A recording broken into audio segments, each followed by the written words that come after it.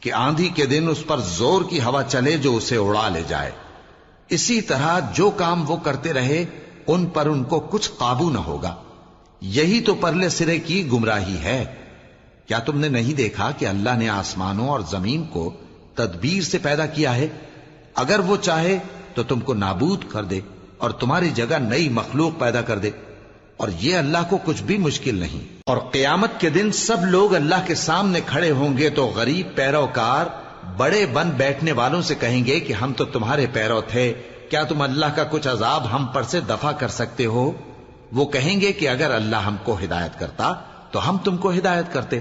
اب ہم گھبراہٹ ظاہر کریں یا صبر کریں ہمارے حق میں برابر ہے، کوئی جگہ رہائی کی ہمارے لیے نہیں ہے۔ اور جب حساب کتاب کا کام فیصل ہو چکے گا تو شیطان کہے گا جو وعدہ اللہ نے تم سے کیا تھا وہ تو سچا تھا، اور جو وعدہ میں نے تم سے کیا تھا وہ جھوٹا تھا، اور میرا تم پر کسی طرح کا زور نہیں تھا۔ ہاں، میں نے تم کو گمراہی اور باطل کی طرف بلایا تو تم نے جلدی سے اور بے دلیل میرا کہنا مان لیا۔ تو آج مجھے ملامت نہ کرو، اپنے آپ ہی کو ملامت کرو۔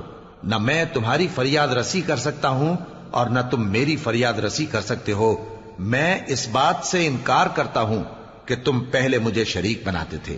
بے شک جو ظالم ہیں ان کے لیے درد دینے والا عذاب ہے۔ اور جو ایمان لائے اور عمل نیک کرتے رہے وہ بہشتوں میں داخل کیے جائیں گے جن کے نیچے نہریں بہہ رہی ہیں۔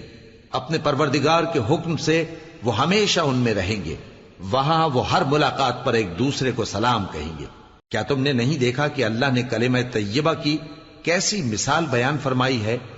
وہ ایسی ہے جیسے پاکیزہ درخت جس کی جڑ مضبوط ہو اور شاخیں آسمان میں پھیلی ہوں۔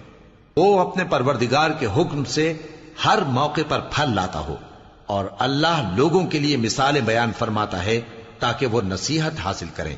اور ناپاک بات یعنی غلط عقیدے کی مثال ناپاک درخت کی سی ہے کہ وہ زمین کے اوپر ہی سے اکھیڑ کر پھینک دیا جائے، اس کو ذرا بھی قرار و ثبات نہیں۔ اللہ مومنوں کے دلوں کو صحیح اور پکی بات سے دنیا کی زندگی میں بھی مضبوط رکھتا ہے اور آخرت میں بھی رکھے گا۔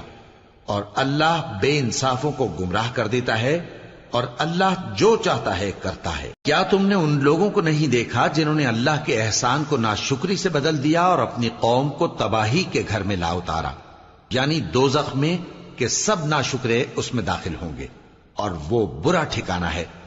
اور ان لوگوں نے اللہ کے شریک مقرر کیے کہ لوگوں کو اس کے رستے سے گمراہ کریں۔ کہہ دو کہ چند روز فائدے اٹھا لو